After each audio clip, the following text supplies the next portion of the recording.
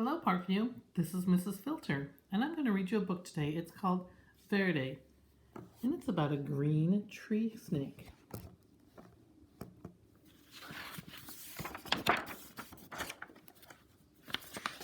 It was written by Janelle Cannon. She also wrote the book Stella Luna. On a small tropical island, the sun rose high above the steamy jungle. A mother python was sending her hatchlings out into the forest the way all mother pythons do. "Grow up big and green as the tree leaves," she called to her little yellow babies as they happily scattered among the trees. But Verdi dawdled. He was proudly eyeing his bright yellow skin. He especially liked the bold stripes that zigzagged down his back. Why the hurry to grow up and be big and green, he wondered. Maybe some of the older snakes in the jungle could tell him. Verdi ventured into the treetops to look for them.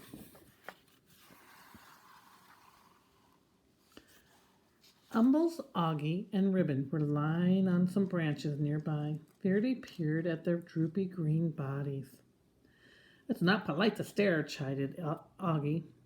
Umbles burped and groaned. "It's taken nearly 4 weeks for that last lizard to digest." "I surely do like lizards, but lizards don't like me." "Why don't lizards like you?" asked Verdi. "Don't interrupt," Umbles grumbled. "Dear me," whined Augie. "If I don't shed soon, this itchy skin will drive me bananas." Verdi tapped a tune with his tail, and he waited to speak. "Stop that, Verdi. It makes me nervous," Ribbon complained. "Besides, you'll never grow up to be properly green, always interrupting and constantly fidgeting." Verdi couldn't imagine being in such a hurry to be like them, and he really wanted to keep his sporty stripes. Hoping to find snakes that weren't so boring, Verdi slipped away. Dozer was snoring in a tree not far from the others. "Hello," said Verdi. "Do you want to climb trees with me?" "I'm tired," Dozy growled. "Go do a few laps around the jungle, okay?" Verdi's heart sank. Greens were not only lazy and boring, they were rude. At the top of a very tall tree, Verdi gripped one branch with his tail and the other with his little snake jaw. "I will never be lazy, boring, or green," he thought. "I will jump and climb and keep moving so fast that I will stay yellow and striped forever." Then Verdi let go.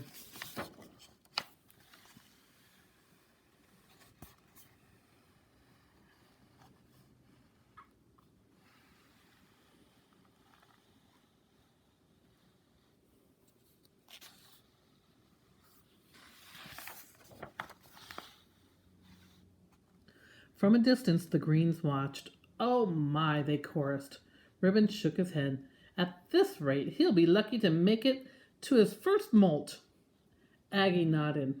"He's likely to put an eye out on a branch." Umbles moaned. "He may not live to turn green."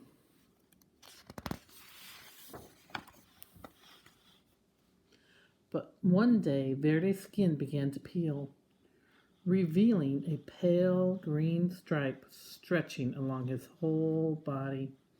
"Yuck," he gasped. "How can this be? I'm the speediest snake in the jungle, and I'm still turning green?" He raced down to the river, grabbed up a mouthful of rough leaves. Verdi flung himself into the water. "If I can't run this green off, I'll scrub it off," he thought.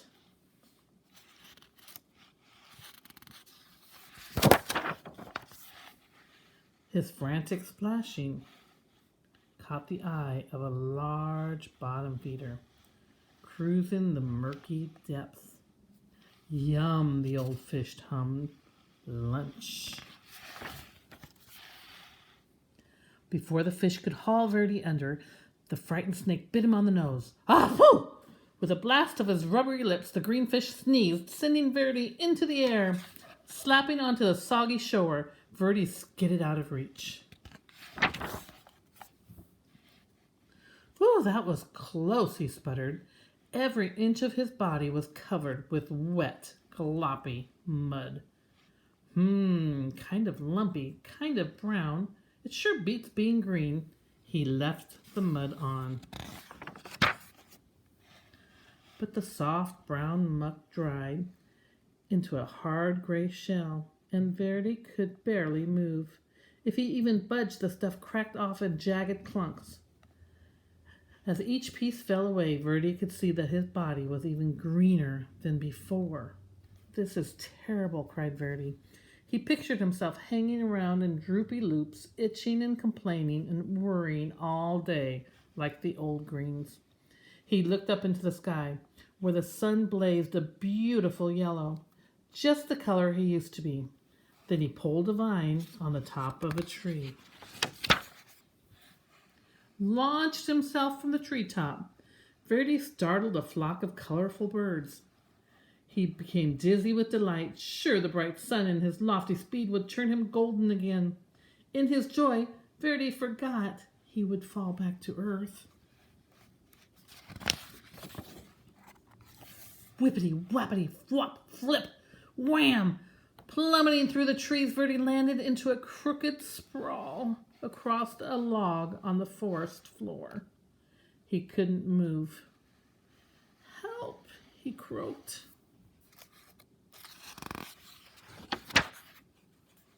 As usual, the greens had been watching Verdi's antics. They moved quickly to where he lay. "Didn't we say it would come to this?" Umbles said, shaking his head. Augie sighed. "Lucky things he's still got 2 good eyes." They gently lifted Verdi up to a safer place where they could watch over him while he healed.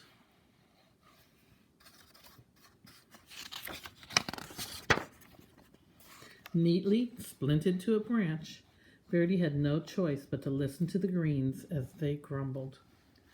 "Remember how I used to streak across the forest floor?" Ribbon asked. "Quick as lightning," answered Augie. "And I climbed giant trees like they were nothing. They grew taller then, you know." "The things I dared to run down and swallow," Umbles bragged. "Wild boar were no match for me." Verdi was astonished. "You used to run and climb and hunt giant pigs? What happened?" "Ribbons crashed just like you," Augie replied. "I took a terrible fall and almost put an eye out. Then Umbles here nearly choked to death. Now we all prefer the quiet life, a warm perch, a little sunshine, and an occasional good meal." The greens rambled on about their days of glory, and Verdi settled in on his branch. Finally, one afternoon, Umbles said, "Looks like you are ready to go again." He carefully untied Verdi from his branch. "You are welcome to come with us," said Augie. Ribbons agreed. The 3 greens slipped quietly back into the forest. Verdi wasn't ready to join them. He wasn't sure where he wanted to go, so he just stretched and stayed put until the sun went down. He listened to the forest come alive.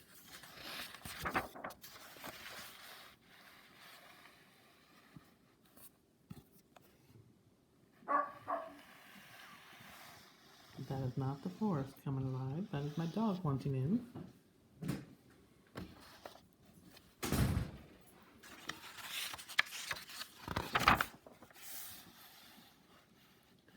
Time passed. The sun and the moon took turns in the sky.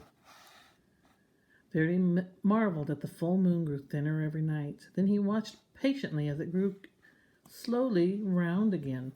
He wondered why he hadn't noticed that before. Verdi came so green that he blended in perfectly with the leaves.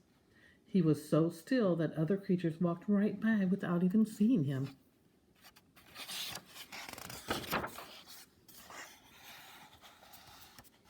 One fine morning, as Verdi basked in the sunshine, 2 small yellow snakes approached. They tapped and fidgeted as they stared. "Get a load of that, old green guy," one of them whispered. "Do you think he ever moves?" The other snickered. "I seriously doubt it." "They're just like I used to be," thought Verdi. "And I'm now what I was afraid to be." He looked at his big green body and slowly smiled. "How would you like to climb trees with me?" he asked. "With you?" The yellows were astounded. I'll even show you my fancy figure 8, Verdi replied, though he was a little worried about putting his eye out.